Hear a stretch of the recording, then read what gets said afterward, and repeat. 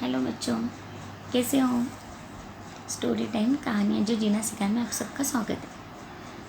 आज की हमारी स्टोरी है पितरों पर आधारित। अभी आजकल पितृपक्ष चल रहा है ना। पितृपक्ष यानी जो लोग इस दुनिया से जा चुके होते हैं ना, उन्हें किसी एक दिन, एक स्पेशल दिन उनके लिए बहुत सारा खाना बनवाते हैं, बहुत सारे आइटम बनवाते हैं और वो उनको खिलाते हैं।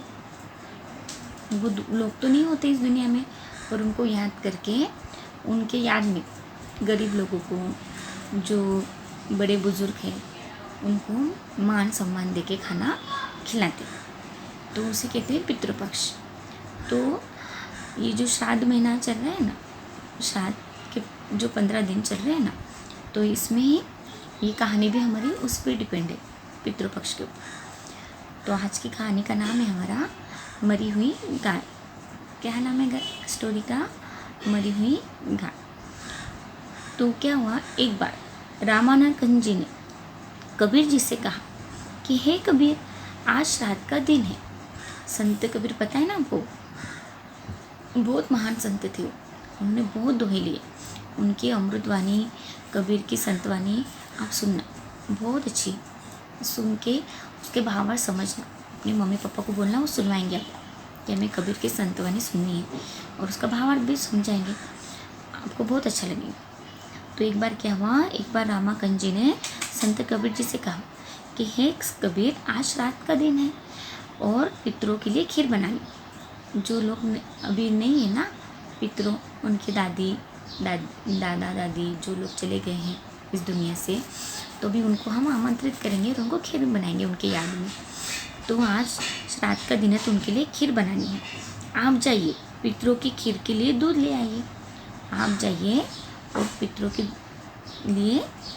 की खीर बनानी है ना, तो उसके लिए दूध ले गए। खीर बनाने के लिए दूध लगता है ना। हाँ, तो कबीर जी उस समय 9 वर्ष की थे। कबीर जी कितने वर्ष के थे उस समय? 9 वर्ष के थे। कबीर जी दूध का बर्तन लेकर चल पड़े। कबीर जी को जैसा रामाकंद जी ने कहा, वैसे वो उन्होंने हाँ कर दिया और दूध का बर्तन लेके चल पड़े। चलते चलते आगे एक मरी हुई गाय पड़ी थी। चलते चलते उन्होंने क्या देखा, एक मरी हुई गाय पड़ी हुई थी। कबीर जी ने आसपास से घास को उखाड़ कर, कबीर जी ने क्या किया, आसपास से घास होता है ना, ग्रास, उसको उखाड़ कर वो मरी हुई गाय के सामने डाल दिया और वहीं पर बैठ गए। वो घास गाय के सामने डाल दिया और वहीं पे बैठ गए। दूध का बर्तन भी पास ही रख लिया। दूध का बर्तन भी क्या किया उन्होंने, पास ही रख लिया। जब काफ़ी देर हो गई तो रामाकंद ने सोचा, बहुत देर हो गई, तो फिर रामानंद जी ने सोचा पितरों को छिकाने का टाइम हो गया, अभी तक कबीर क्यों नहीं आया। तो वो कबीर अभी तक नहीं आया, तो रामानंद जी खुद चल पड़े। रामानंद जी खुद चल पड़े, खुद वो देखने के लिए कि अभी तक संत कबीर क्यों नहीं आया, कबीर क्यों नहीं आया, तो खुद देखने के लिए चल पड़े।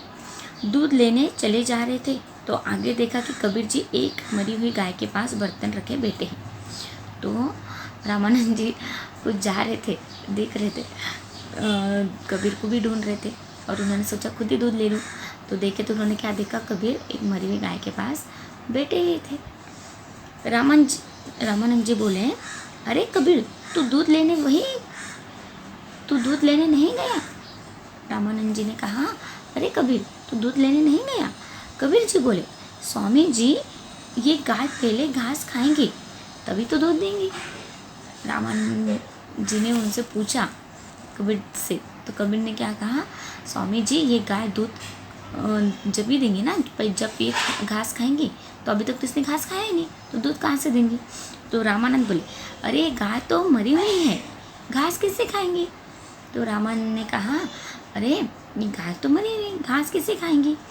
किससे कहा? संत कबीर से। तो कबीर जी बोले, स्वामी जी, ये गाय तो आज मरी है। कबीर जी ने क्या कहा, स्वामी जी, ये गाय तो आज मरी है। जब आज मरी गाय घास नहीं खा सकती, क्या कहा, जब आज मरी हुई गाय घास नहीं खा सकती, तो आपके 100 साल पहले मरे हुए पितर खीर कैसे खाएंगे। तो कबीर जी ने कहा, तो आपके 100 साल पहले मरे हुए पितर खीर कैसे खाएंगे? मतलब जो 100 साल पहले समझो जो लोग जा चुके हैं, हम उनकी याद में ही उनको खीर थाली परोस के उनके नाम से रख देते कि सोचते हैं कि ये खाएंगे करके, फिर कौवों को खिलाते हैं, गाय को खिला देते हैं, फिर ऐसे ना। तो उन्होंने कहा तो आपके 100 साल पहले मरे हुए पितर खीर कैसे खाएंगे? ये सुनते ही रामानंद जी मौन हो गए। अब ये सुन सभी कबीर की ये बात सुनते ही रामानंद जी मौन हो गए, मतलब उनके पास शब्द ही नहीं थे ना, क्या बोले करके, इन्हें ये छोटे से बालक को क्या समझाए। तो उन्हें अपनी भूल का एहसास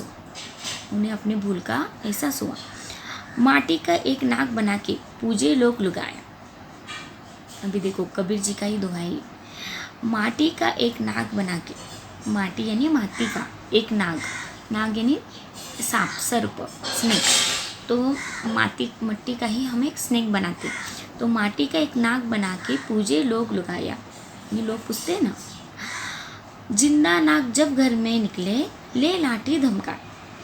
कबीर जी बोल रहे हैं कि माटी का एक नाग बना के पूजे लोग लगाया, जिंदा नाग जब घर में निकले ले लाठी धमकाए। मतलब क्या करते हैं, नाग की पूजा करते हैं हम नाग पंचमी के दिन, तो माटी के नाग बनाते हैं और उसको पूजते, और जबकि एक जिंदा नाग निकलता है, सांप निकलता है, तो लाठी लेके उसको धमकाते हैं, मारते हैं, है ना। ये कबीर जी का दुआ है। जिंदा बाप कोई न पूजे, क्या बोल रहे कबीर जी, जिंदा बाप कोई न पूजे, मरे बाद पुजवाया, मुट्ठी भर चावल लेके कौवे को बाप बनवाया। कबीर जी ने आगे कहा कि जब हमारे माता पिता जीवित होते हैं, बुजुर्ग होते हैं, तो हम उनको आदर सम्मान नहीं दे पाते अच्छे से, और जब फिर वो गुजर जाते हैं तब फिर उनकी याद करते हैं, उनके नाम से थाली निकालते हैं, लोगों को खिलवाते हैं, और फिर वो एक खाना हम कौवे को खिलवाते हैं। तो ये सोचते हैं कि कौवे अपने जो पितरों है, अपने जो माँ बाप है जो गुजर गए हैं, तो वो कौवा बन के आए हैं और ये खा रहे हैं, तो वही बोल रहे कौवे को बाप बनाया, यानी फिर कौवे को वो सोचते हैं कि ये मेरे पिताजी होंगे जो इस कौवे के रूप में आए और खाना खा रहे हैं। तो ये दुनिया कितनी बावरी है, कबीर जी कह रहे हैं ये दुनिया कितनी बावरी है, जो पत्थर पूजे जाए, घर की चकिया कोई न पूजे, जिसका पिसा खाए। क्या बोल रहे हैं, ये दुनिया कितनी बावरी है, कितनी पागल दुनिया, कितनी अनाड़ी है ना, जो पत्थर को पूजे जाए। पत्थरों को पूछते हैं ना हम, हाँ, जहाँ जो पत्थर पे केसर का टिक्का लगा दो, कुछ लगा दो, तो उसको भगवान समझ बैठते हैं, और फिर उसको पूछते हैं, घर की चकिया कोई न पूजे, जिसका पिसा खाए। अभी जो घर में जो कमाता धमाता है, सब करता है, उसको तो हम कुछ नहीं करते ना, इतना मान सम्मान नहीं दे पाते। तो ऐसे बड़े, तो संत कबीर ऐसे थे महान, उन्होंने बहुत इतने अच्छे अच्छे दोहे लिखे हैं, उनमें जीवन की उन्होंने उसमें सच्चाई लिखी है। बहुत उनके दोहे हम जरूर सुनना, बहुत सुंदर और बहुत अच्छे। अभी इसका भावार्थ भी बता रहे हैं, जो जीवित है उनकी सेवा करो, वही सच्चा श्राद्ध है। क्या कह रहे संत कबीर, जो जीवित है उनकी सेवा करो, वही सच्चा श्राद्ध है। संत साहिब बंदगी, ये सब संत साहिब जी के हैं अनमोल महावाक्य है, जो उन्होंने लोगों को समझाने का प्रयत्न किया। तो समझा आपको आज की स्टोरी में, जो परंपरा अपने परसों से चली आ रही है, चलो ठीक है, अच्छी बात है, हम एक दिन उनको याद कर लेते, उनके नाम से खाना बनवाते, खिलाते, खाते हैं, ठीक है, अच्छी बात है। पर अभी भी जो हमारे साथ है वर्तमान में, उनके साथ भी हमें अच्छे से रहना चाहिए। और ठीक है ना, चलती है, भूल चूक होती है, गलतियाँ होती है, पर उन्हें समझाओ भी, और उन्हें भी कहो कि हमें भी समझ के लो, है ना। तो सैक्रिफाइस भी नहीं करना है, और रिश्तों, अपने जो भी रिश्ते हैं उनसे अच्छे से मेलजोल बना के रहना है ना। बाद में तो वो जाने के बाद तो हम उनकी याद में, बोला ना कबीर जी ने, कौवे को बाप बना के उनसे खाना खिलाओ, उससे तो अच्छा है ना, तो जो जीवित है